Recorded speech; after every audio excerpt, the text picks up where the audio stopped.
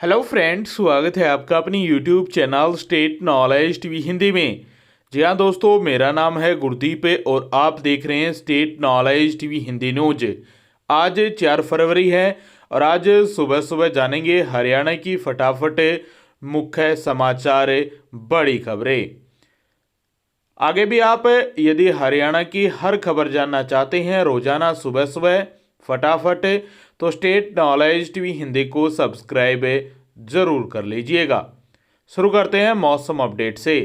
आज 4 फरवरी को हरियाणा में हल्का मौसमी परिवर्तन देखने को मिलेगा। कई स्थानों पर बादलवाई के साथ साथ हल्की मध्यम गति की हवाएं भी चलने वाली हैं। सुबह सुबह हल्का से हल्का कोहरा रहने की भी संभावना है, केवल 1-2 स्थानों पर ही। आज हरियाणा में अधिकतम तापमान 23, 24 और 25 डिग्री सेल्सियस के बीच रहने की संभावना है। दिन के तापमान में बढ़ोतरी देखने को मिलेगी और न्यूनतम तापमान में भी हल्का बढ़ोतरी देखने को मिलेगी। 8, 9, 10 और 11 डिग्री सेल्सियस के बीच रहने की संभावना है, लेकिन बारिश होने की संभावना केवल 4 से 5% ही बताई जा रही है मौसम विज्ञान विभाग द्वारा। हरियाणा में 20 फरवरी से बजट सत्र शुरू हो जाएगा और बड़ी अपडेट आई है बजट पेश को लेकर। 23 को हरियाणा का बजट पेश कर सकते हैं हरियाणा के मुख्यमंत्री मनोहर लाल खट्टर, क्योंकि इनके पास वित्त विभाग भी है। इस बार बजट 2 चरणों में होगा। पहले राज्यपाल अभिभाषण के साथ इसकी शुरुआत होगी और फिर 23 फरवरी को मुख्यमंत्री मनोहर लाल खट्टर बतौर वित्त मंत्री अपना चौथा बजट पेश कर सकते हैं। फिर बजट पर चर्चा और उसे पारित करने का दूसरा चरण होगा। बता दें कि बजट सत्र के बाद 17 दिन की छुट्टी संभावित है, फिर 13 मार्च को शुरू होने की संभावना है। हरियाणा के गृह एवं स्वास्थ्य मंत्री अनिल विज की तरफ से बड़ी घोषणा की गई है कि हरियाणा में एमबीबीएस पाठ्यक्रम में आयुर्वेद को करेंगे शामिल। गृह एवं स्वास्थ्य एवं आयुष मंत्री अनिल विज ने कहा कि हरियाणा में एमबीबीएस पाठ्यक्रम में आयुर्वेद को शामिल किया जाएगा। एमबीबीएस की डिग्री के तहत 4 साल विद्यार्थी एलोपैथी की पढ़ाई करेंगे, वही 1 साल आयुर्वेद की पढ़ाई करेगा। इसके लिए एक टीम का गठन किया है जो कोर्स को तैयार करने का काम करेगी। अनिल विज ने ये बड़ी घोषणा की है एमबीबीएस छात्रों को लेकर।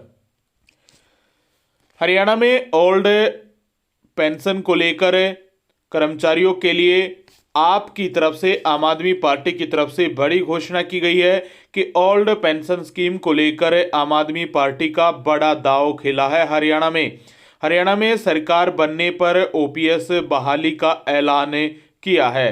जिस प्रकार उन्होंने पंजाब में किया, इस प्रकार हरियाणा में भी दांव खेला गया है कि यदि आम आदमी पार्टी की सरकार बनती है हरियाणा में 2024 में, तो ओपीएस को बहाल किया जाएगा। इसी प्रकार का दावा कांग्रेस भी कर चुकी है हरियाणा में।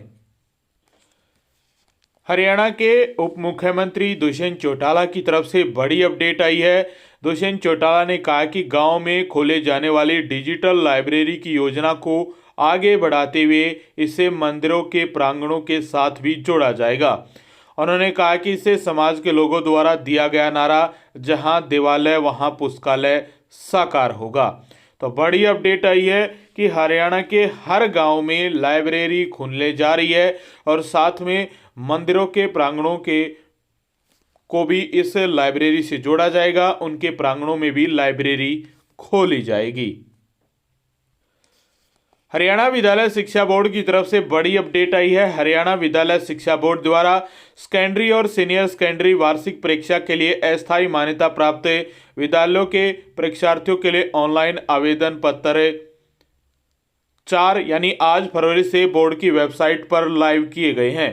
बोर्ड अध्यक्ष डॉक्टर वीपी यादव एवं बोर्ड सचिव कृष्ण कुमार ने बताया कि सेकेंडरी और सीनियर सेकेंडरी वार्षिक परीक्षा के लिए अराजकीय अस्थायी मान्यता प्राप्त विद्यालयों के ऑनलाइन आवेदन फॉर्म भरने की जो तिथि है वो बिना विलंब शुल्क आज 4 फरवरी से लेकर 12 फरवरी तक निर्धारित की गई है।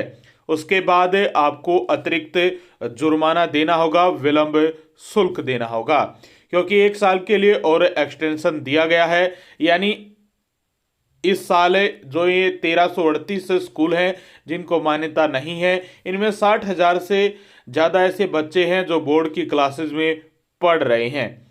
तो 1 साल इस साल और वो एग्ज़ाम दे पाएंगे। अब उनके जो फॉर्म है बोर्ड के वो शुरू हो गए हैं। 4 फरवरी से लेकर 12 फरवरी तक फॉर्म भरे जाएंगे।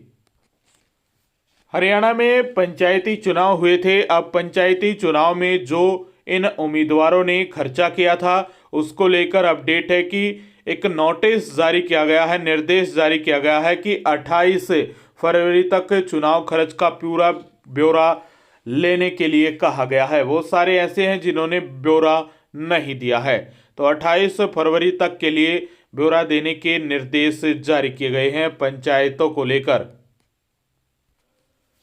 हरियाणा के रोहतक स्थित भर्ती कार्यालय में अग्निवीर परीक्षा पास करने वाले उम्मीदवारों को रिपोर्ट करनी होगी। आज़ादी का अमृत महोत्सव के दौरान सेना में अग्निवीर की विभिन्न श्रेणियों की भर्ती हुई है, जिसके लिए रोहतक, झज्जर, सोनीपत और पानीपत के जो उम्मीदवार सामान्य प्रवेश परीक्षा पास कर चुके हैं उनको अपने मूल दस्तावेजों के साथ 5 से 7 फरवरी तक भर्ती कार्यालय रोहतक में पहुंचना होगा।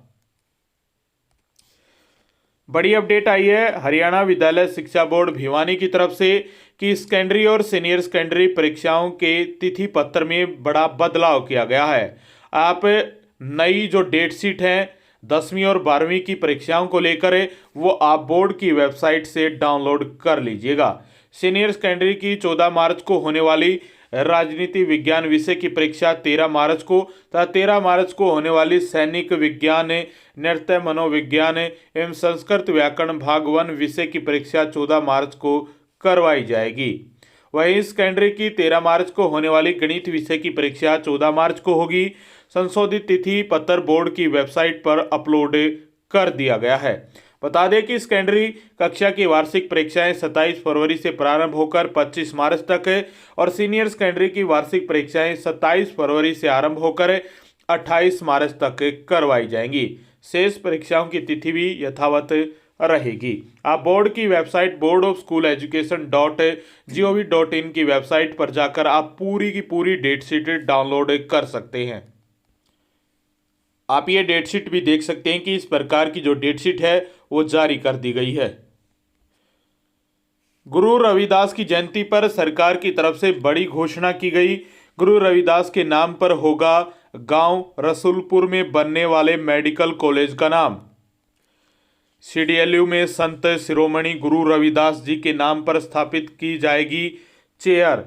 पिपली के पास गुरु रविदास जी के नाम पर बनेगा एक बड़ा स्मारक जहां छात्रावास और स्कूल भी होगा। अनुसूचित जाति के बच्चों हेतु उच्च शिक्षा ग्रहण करने और प्रतियोगी परीक्षाओं की तैयारी हेतु निःशुल्क कोचिंग दी जाएगी। अनुसूचित जाति के कर्मचारियों को पदोन्नति में आरक्षण भी मिलने वाला है। अनुसूचित जाति के लोगों को उद्योग के लिए जमीन खरीदने पर 20% की भी छूट दी जाएगी सरकार की तरफ से। अनुसूचित जाति के लोगों को व्यापार के लिए वित्तीय सहायता देने हेतु भी बनाया जाएगा वेंचर कैपिटल फंड। संत रविदास धर्मशाला नरवाना जींद के जीर्णोद्धार के लिए भी 21 लाख रुपए दिए हैं। 31 मार्च तक अनुसूचित जाति की चौपाल और धर्मशालाओं की मरम्मत आदि हेतु 1 करोड़ रुपए का भी प्रावधान है। CMO हरियाणा की तरफ से बड़ी अपडेट आई है। जींद जिले से गुरु रविदास की जयंती पर हरियाणा सरकार की तरफ से ये घोषणाएं की गई हैं। आगे भी आप हरियाणा की फटाफट खबरें जानना चाहते हैं, मुख्य खबरें जानने के लिए स्टेट नॉलेज टीवी हिंदी को सब्सक्राइब जरूर कीजिएगा।